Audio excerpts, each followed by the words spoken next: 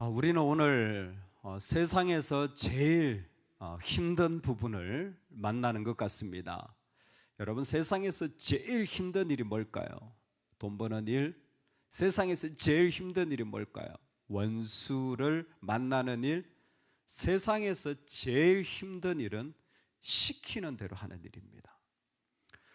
오죽하면 시키는 대로 살지 않겠습니다 라고 하는 책이 있을 정도로 사람은 사실은 제일 힘든 게 시키는 대로 하는 거예요. 왜? 시키는 대로 하면 내가 사라집니다. 그리고 나도 할 말이 있는 사람이기 때문입니다. 사람한테는 이게 제일 힘들고 어려운 일이에요.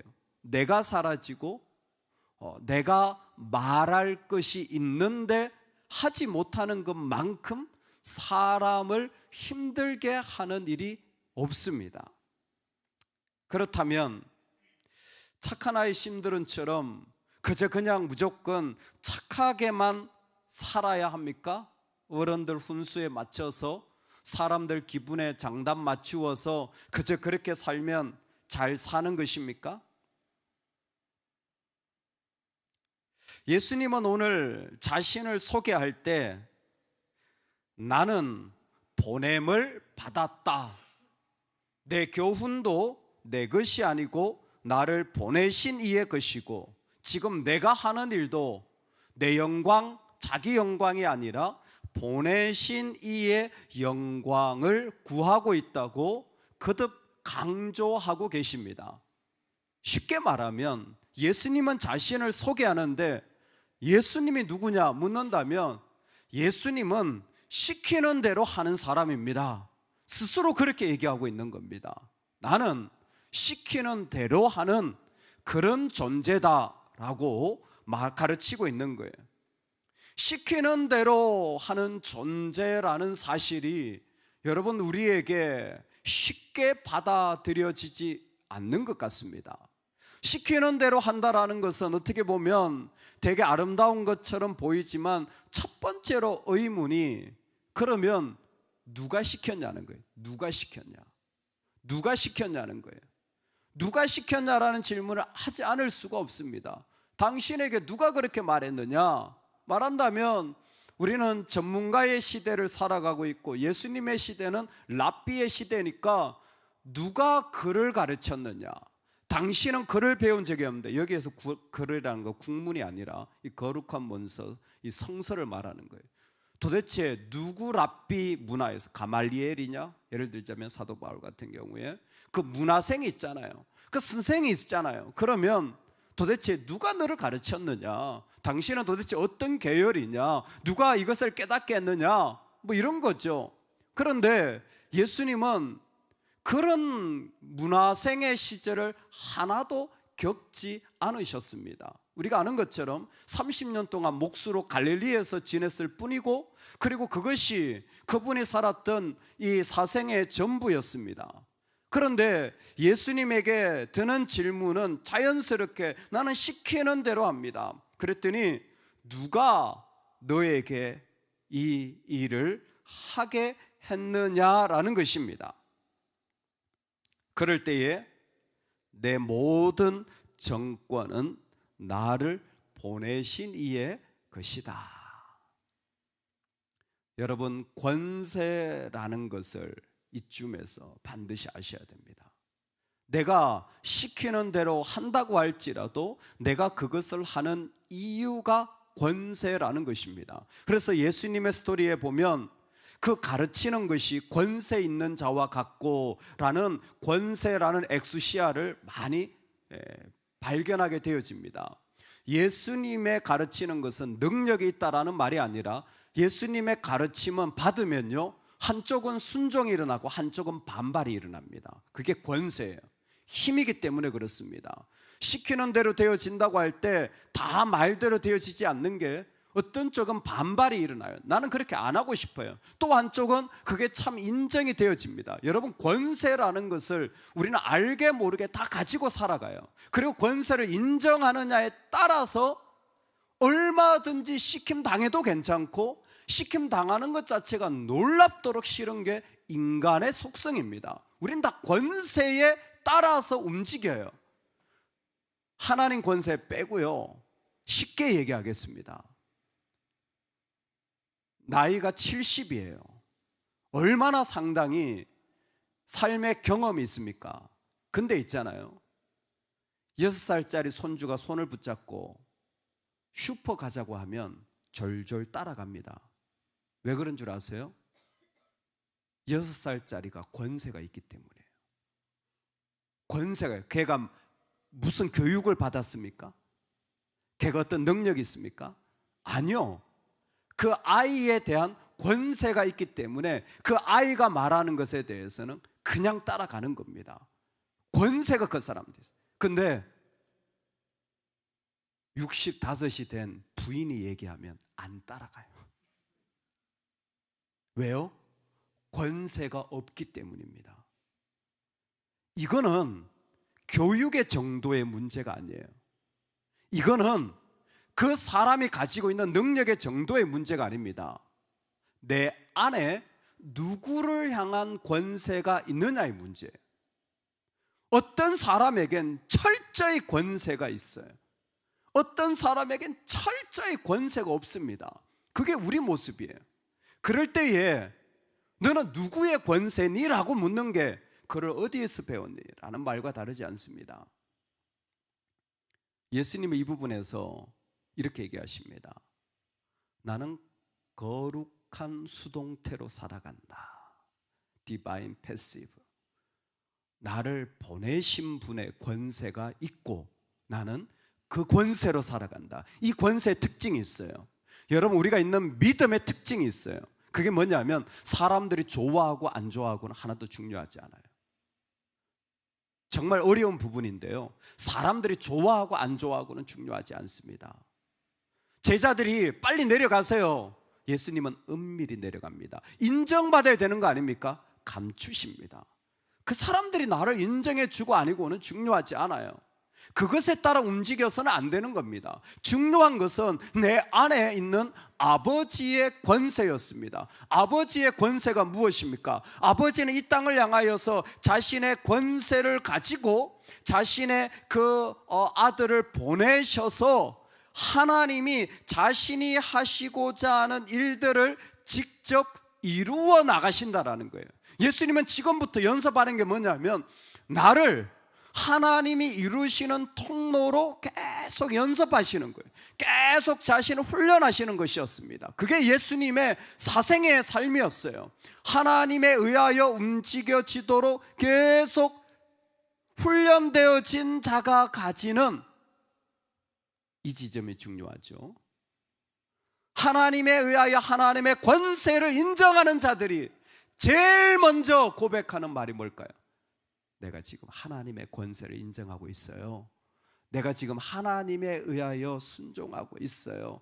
내가 지금 하나님에 의하여 만들어지고 있어요 할 때 그 사람의 삶에서 나오는 첫 번째 메시지가 있습니다. 뭘까요? 마카리오스입니다. 참 좋습니다. 산상수훈의 첫 번째 메시지예요. 삶을 쭉 살아오신 예수님, 여러분 사생에도 하나님 인도하신 겁니다. 할렐루야. 사람들은 목수의 삶이 의미 없다고 생각하는데 아니에요. 그 젊은 예수 그리스도를 요셉의 가정 속에서 온전히 하나님의 뜻을 이루는 과정으로 키와 지혜가 자랐다 그랬어요. 그 얘기는 뭐냐면 지혜가 약하여진 인간의 모습도 가졌고 그 지혜가 점점 성장하는 모습도 분명히 예수님께는 있었다라는 겁니다. 왜? 하나님의 아들로 자신을 온전히 드러내기 위하여 완전한 인간이 되셔야 됐거든요.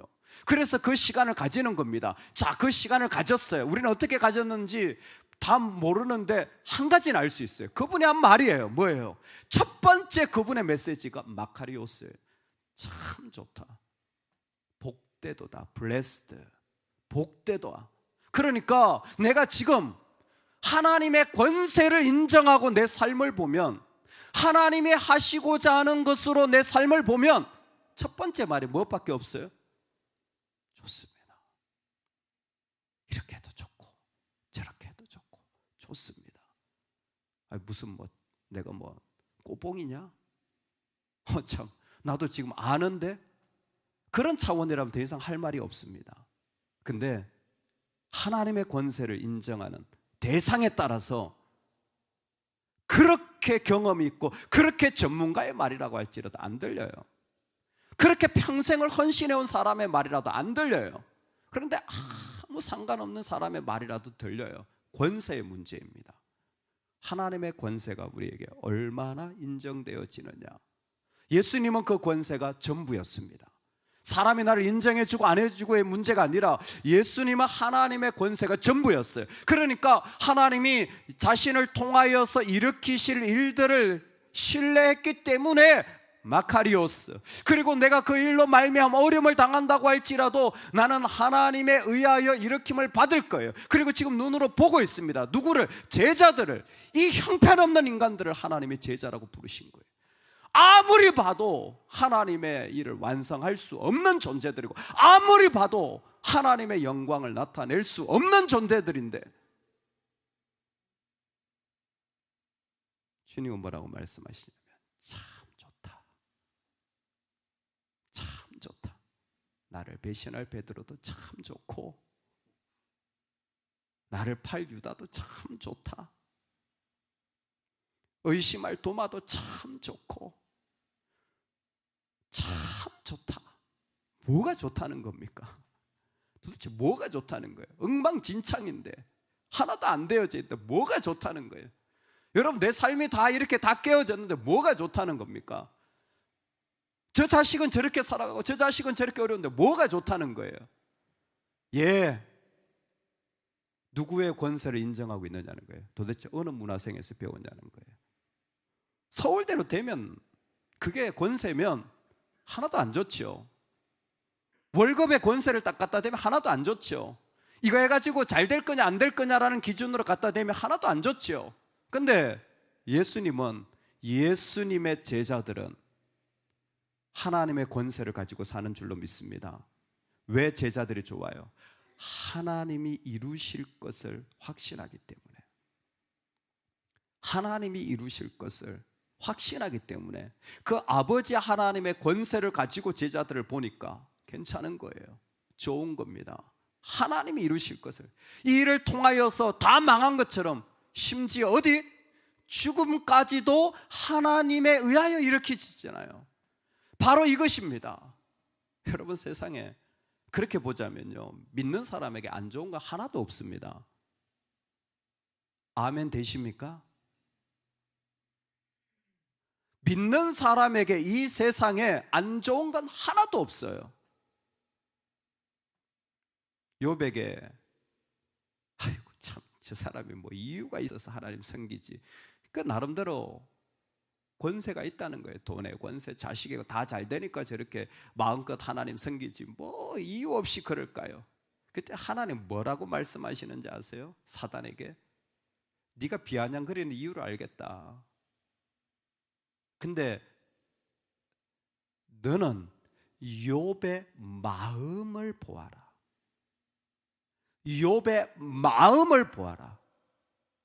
하나님이 욥하고 씨름하는 것은, 사단과 씨름하여 보여주고자 하는 것은 다른 게 아니었어요. 욥에게 있어서 적어도 하나님은 하나님의 권세가 인정되고 있다는 것을 하나님은 아시고 계셨기 때문에, 물론 인간이라 넘어지고 약하겠지만 이 사람이라면 끝까지 하나님 권세를 부여잡고 다 망했는데, 다 무너졌는데 부인이 똑똑한 거예요. 차라리 저주하고 떠나라. 그게 정상인 거예요, 이 세상에서는. 근데 뭐예요? 하나님 권세를 내려놓을 수 없는 사람이 욥이었어요. 좋은 거예요. 여전히 몸이 안 아프냐고요? 아파요. 뭐 하나 잘 됐냐고? 힘들어요. 여러분, 그것을 비교해 보면요, 우리가 살아가는 삶에 인상 찌푸리고 화내는 건 정말 부끄러운 일입니다. 정말 초라한 이야기예요. 그게 진짜 화낼 일입니까? 진짜 그게 그렇게까지 억울한 일입니까? 그게 그렇게까지 속상한 일일까요? 아니요. 하나님의 권세를 어디까지 인정하느냐? 예수님이 우리에게 보여주고 싶은 것은 나는 보냄을 받았다. 하나님이 시키는 대로 하는 사람이야. 그만큼 하나님의 권세가 중요한 거야. 좋습니다. 당신이 그렇게 보냄을 받았다라고 얘기한다면 도대체 무엇 때문에 그렇게 시키는 일을 합니까? 왜 그렇게 시키는 대로 합니까? 예수님께서 말씀하십니다. 스스로 말하는 자는 자기 영광만 구하되 보내신 이의 영광을 구하는 자는 참되니 그 속에 불의가 없느니라. 아멘. 왜 그렇게 시키는 대로 하냐고 묻는다면 그 안에 선명한 대답이 있는데 내 영광 구하지 않고 하나님의 영광 구하기 때문입니다. 자기 영광을 구하는 세상 속에 어마어마한 도전입니다. 자기 영광이라는 것이 우리가 생각할 때는 와 대단한 것처럼 보이지만 아니요, 나를 온전히 잃어버려도 괜찮은 사람, 나의 존재 가치가 아무것도 없어도 괜찮은 사람, 그래서 아버지의 영광만을 구하려고 하는 사람, 하나님의 뜻대로 하나님의 뜻이 이루어지기를, 하나님의 영광을 구하는 이 말은 그대로 표현하자면 만약 너희가 나를 의심한다면 내가 누구 영광을 구하는지 보라는 거예요. 여러분, 그 사람의 진심, 진짜를 알려면 예수님 방식대로 하면 돼요. 그대로 따라해 보는 거예요. 진짜 부인 말이 맞다, 남편 말이 맞다, 그러면 그대로 따라해 보는 거예요. 성질내면 똑같이 성질내 보세요. 그대로 따라해 보세요. 말투를 그대로 따라해 보세요. 그러면 누구 영광이 남는지 보세요. 하나님의 영광이 남는지 안 남는지만 보시면 돼요. 그대로 따라하는 거예요. 그대로 따라했어요. 그대로 따라했는데 누구 영광이 남는지, 내가 왜 이렇게 화를 내는지, 그러면 내 모습을 그대로 한번 따라해보라는 거예요. 내가 지금 화가 났거든, 내 이유 몰라? 그럼 그대로 따라해보라는 거예요. 그럼 누구 영광이 남을까?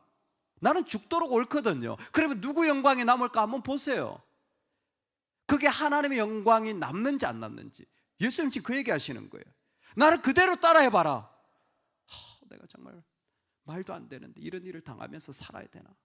다 맞는 말이에요. 근데요, 그대로 따라해. 내 아들에게, 내 딸에게, 여러분, 내 사랑하는 사람 그대로 따라해봐. 그대로 살아봐. 그럼 누구 영광이 남는지 보세요. 그러면 내가 지금 누구 영광을 남기려고 하는지가 그대로 드러난 거예요. 속일 수가 없습니다.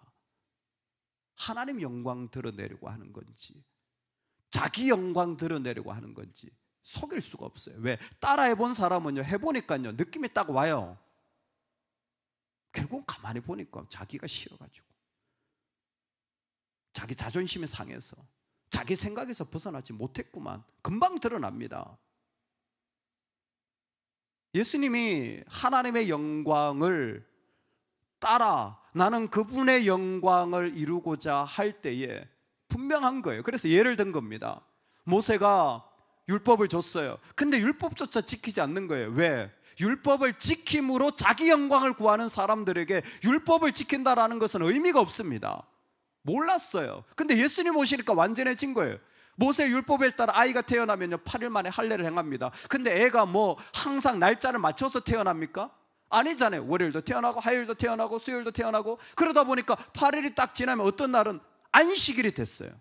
여러분, 안식일에 할례를 행해야 됩니까? 말아야 됩니까? 태어났는데 날짜를 계산하니까 한 주가 지나고 하루가 더 있어. 그래서 딱 안식일이야. 그럴 수 있잖아요. 수없는 아이들이 태어났는데. 그러면 할례를 해야 됩니까? 말아야 됩니까? 해야죠. 왜? 할례라는 것은 그 아이가 하나님의 백성임을 구별하는 거예요. 근데 할례 자체가 일 아닙니까? 할례를 행해요.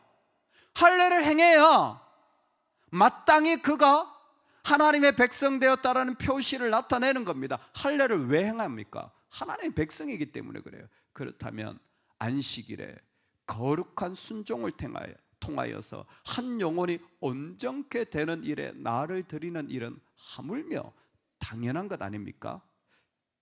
너희들의 종교와 너희들의 비즈니스와 너희들의 집과 너희들의 자존심과 너희들의 이유를 위해서는 얼마든지 허용하면서 왜 하나님의 영광을 위해서는 안 된다고 하니? 안식일에 사람을 고치는 거, 안식일에 말씀을 전하는 거, 하나님의 영광을 온전하게 드러내는 일들에 대하여서는 우리의 마음이 너무 멀리 있었던 거예요. 열어보니까 하나님의 영광이 아닌 거예요. 이 일들이 일어나고 있는 겁니다. 세상에서 제일 힘든 일이 시키는 대로 하는 겁니다. 우리는 할 말이 많은 사람들이에요. 우리는 제일 두려운 게 내가 잃어버려진 겁니다. 이 세상 어디를 살아가 봐도, 서점에 아무리 뒤져봐도 내 존재감 찾으려고 하지 내 존재감 잃어버리려고 하는 책은 없습니다. 성경 외에는 없어요. 그러니까 시키는 대로 하는 삶보다 더 어려운 삶은 없습니다. 그런데 예수님은 나는 보냄을 받아 하나님이 시키는 대로 하는 존재다. 그 예수님이 오늘 우리의 구주이십니다. 그 예수님이 우리에게 오셔서 말씀하시는 한 가지가 다른 것이 아니에요. 나는 바로 아버지의 권세를 가지고 있다. 오늘 우리 안에 이 권세 비교가 일어나기를 소망합니다.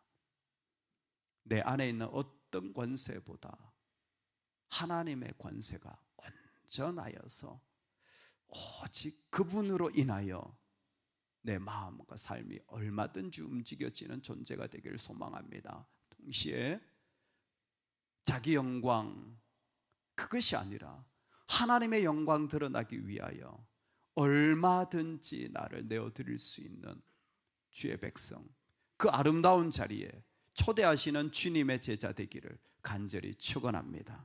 아멘. 우리 기도하기를 원합니다. 하나님의 권세를 인정한다면 제일 먼저 나올 수밖에 없는 말은 참 좋다라는 말입니다. 성경이 진리라면, 그 진리를 따르는 자들이라면 분명히 이 말밖에 할 수 없습니다. 참 좋습니다. 참 좋습니다. 참 좋습니다. 참 좋습니다. 하나님, 오늘 하나님의 권세를 인정하는 삶이 우리의 입술을 통해 선포되게 하여 주시옵소서. 우리 다 같이 기도